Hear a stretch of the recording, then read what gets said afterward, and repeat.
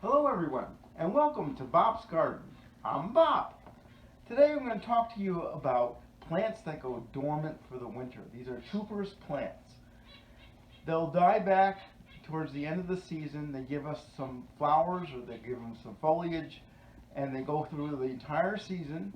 And towards the end of the season in the fall, they begin to go dormant. And over the winter, I just take them out of the pots. I let them dry out, and then I brush all the soil off of them, and I just keep them on a shelf out of direct sun at room temperature. And these are examples of some of these tubers that we have, and they'll stay dormant for a while, and then all of a sudden they'll start to come back to life. Here you can see on this one we have some growth starting, and then we'll plant these, and then we'll have the plants for the entire season. And then we let them get a little bit of a frost, just a tad, not a deep freeze, but say around 33, 34 degrees. And then a couple of days of that, and then we'll cut the foliage off, and we'll put this back in on the shelf for the winter. This one we don't let get frost, and we'll explain that in just a minute. So this plant that goes dormant, this is called a tuber. And this is Amorphophallus bulbifer. It's also called the voodoo plant. So when this starts to grow, it'll come up this here, and we'll see that it starts to grow a little bit, starting to come back to life. This is a smaller one, and this one is ready to plant now because it's that height. We can let it even get longer. So we're going to plant this one here. This one's not ready to plant yet. We got to let that grow a little bit. Now this is indeterminate. Some years they'll always start to grow back. Other years they may skip a year. So I just leave it on the shelf, and in time, by surprise, I didn't even know this was starting to come up until I went to the other plant there. I saw that it was ready, so I wanted to talk to you about it. So Amorphophallus bulbifer develops this nice foliage plant. The stem looks like snakeskin, and it gets to about 5-6 feet tall. These are very famous. There's some older ones that are only bloom once in 100 years, and when they do bloom, the flowers smell like rotten meat. Now don't worry, it's only for a couple hours, and they attract flies for pollination. And after they've been pollinated, it may take over a year to bloom. So maybe this I'll get lucky and this will bloom this year. So you see, it develops these little offsets here. And you can see that's starting to grow as well. But it's not quite ready. So we'll remove this offset. And now, this is the first year we'll have this offset. This one's been going for about 3 or 4 years. And this one has been going on at least 10 years. And they'll get bigger and bigger as they go. So they're very easy to take care of. We have a pot already prepared for this, and we put in some washed drainage stone like this at the bottom of the pot, about a ½ an inch to an inch, and then we filled it up with just regular good old-fashioned potting soil. No fertilizer, not at this point. And the soil should not have fertilizer in it. So we just need to get this down twice the width of the bulb.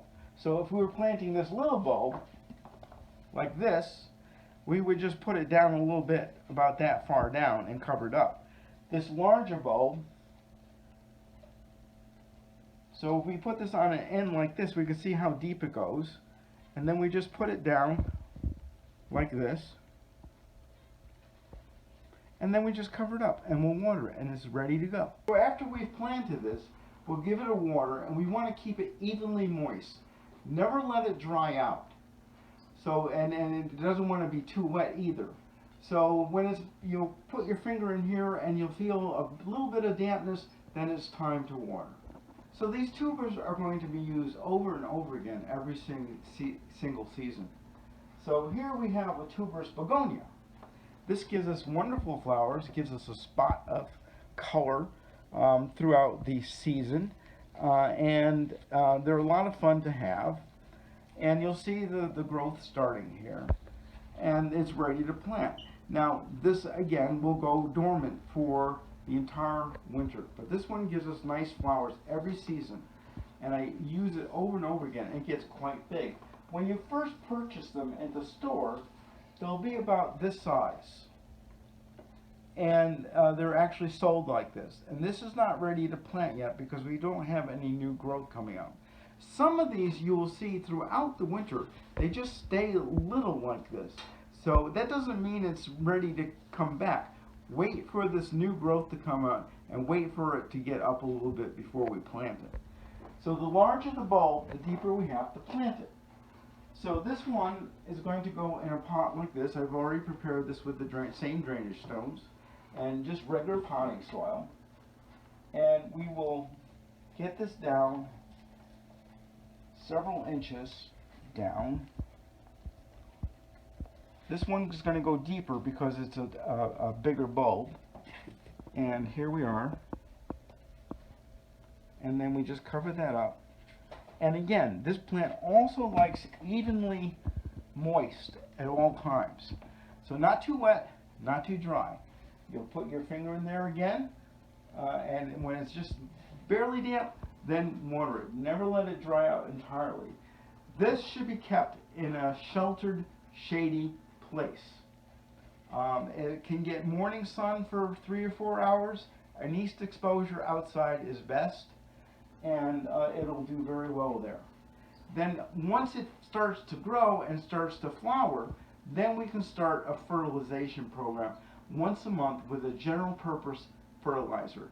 A good one would be like a 20-20-20. That's your NPK, nitrogen, phosphorus, and potassium numbers.